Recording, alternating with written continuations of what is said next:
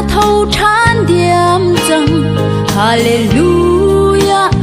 cây cha Giêsu khám nạc Giêsu a ca lua ter ngày thiam ca si buồn ràng và he a ca thuam ter o ca bất thian ca nom tu ke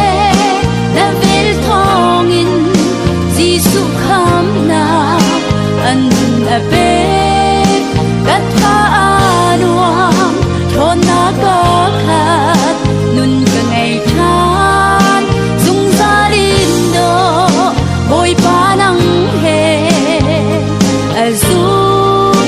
zal ka la ka fa pa ka so piang ding in kan nol zai kan ting ha sang fa lam ko so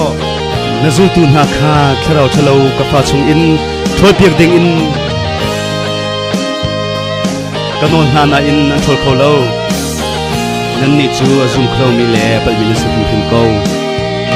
boy ba na vel sung tu kai cha aza tho chua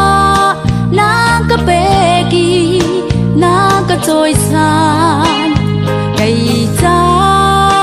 Giêsu boy ba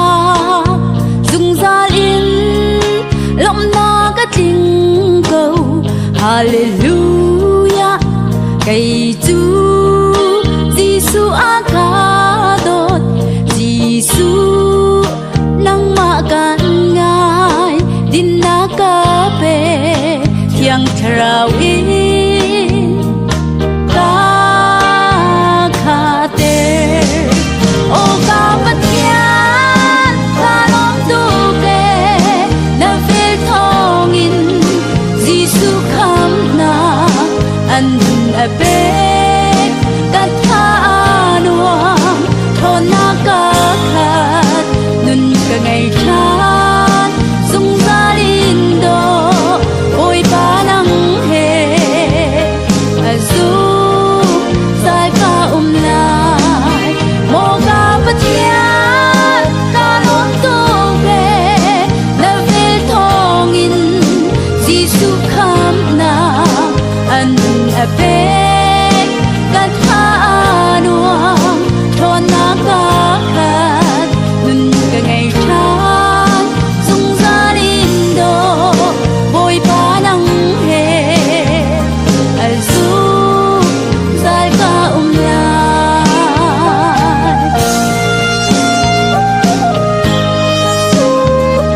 azul sai ka lai